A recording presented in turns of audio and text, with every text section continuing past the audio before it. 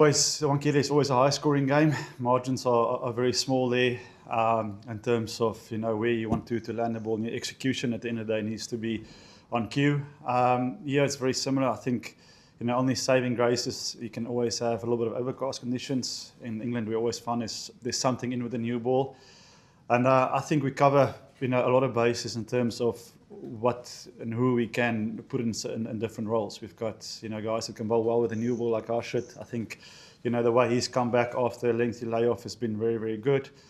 Prince has done exceptionally well, and then Arshdeep with his experience.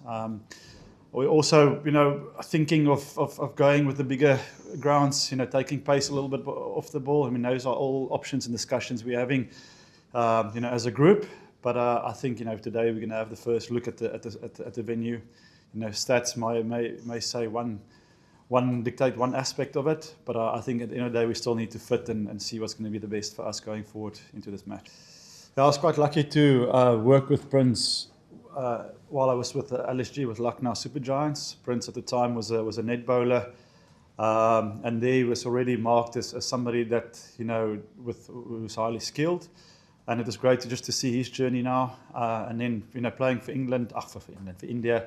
I'm just blown away by how calm he keeps things. I think he's also a guy that's always every session looking for ways to improve his game and make himself better. But at the end of the day, it's about execution. And I think at the moment, if we talk about death bowling and that middle phases of the game, how he reads the play. What decisions he makes under pressure, and then executing that for me it's great to see. I think he's fitted in very, very well. I think if you follow the boys on Instagram, there's already a lot of photos been posted. With him especially, and just the way the guys have welcomed him. I think at the nets as a 15-year-old. At the international stage, it can be intimidating, but I think just the couple of nets we've had, it's been very impressive, and we all are excited to see how he goes, and when he gets that opportunity, I'm pretty sure he'll be ready. But in terms of coming into the squad and fitting in, it's been very smooth. Sammy's always been a player that what I liked about him is he's always confident. He's a guy that in tough situations, he wants the ball, he wants to step up, he wants to make the play, and that's the X factor that he brings into his side. Is a guy always who's not nervous or who doesn't overthink the game, and he wants to make the play for the team. I think you need that character, that style in your side. And as a young boy when I played at Surrey, that this sort of his DNA. Coming through the system there, and he's been also player of tournaments and World Cups. He's done really well for England, with white ball when he got the opportunity at the death. I think he's a guy that understands his games.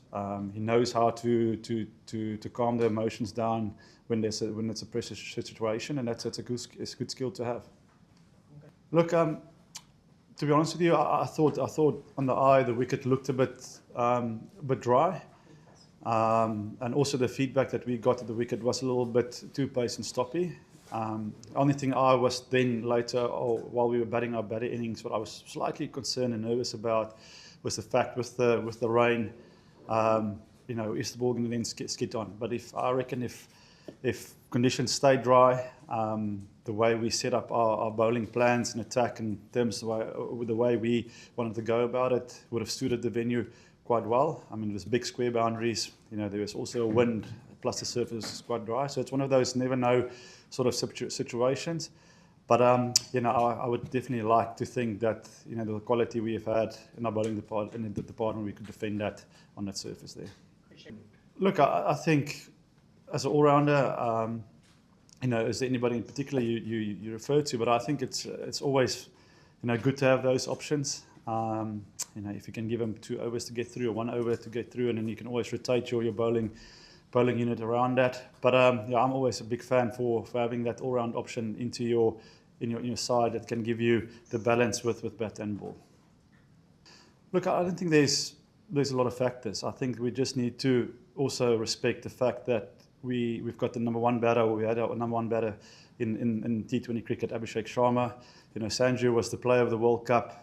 He had a great, IPL. So I think as a coaching staff, it's only fair to show also the faith and back your players. Yes, there's a young man knocking on the door, and it's exciting. But I reckon for not just those two players at the top, but for the rest of the group, it's a good sign that we show that we back you guys. And in the end of the day, it is about putting performances on the board. That is key. But also, if you look at it, we also don't want to tinker too much and bat other players out of positions. So I reckon it's not a straightforward, okay, let's play him.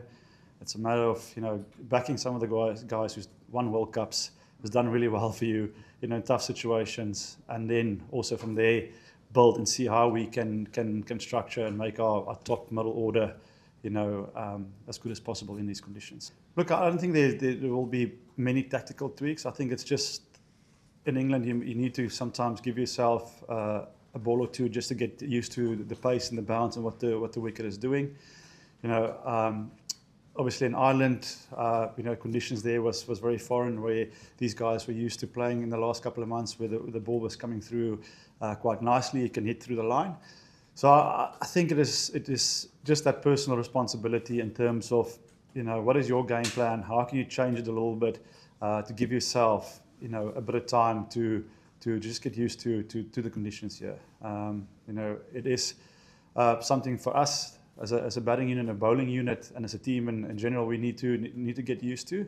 And I think just showing the way we went now in the last game, there's already progress in learning and stuff, going into our innings. And that is great. We can talk about it in rooms and in meetings, but at the end of the day, it's up to the individual and the player still to formulate their way of going about their innings. And I thought we did that very well up in Durham, and hopefully that can continue down now in the series.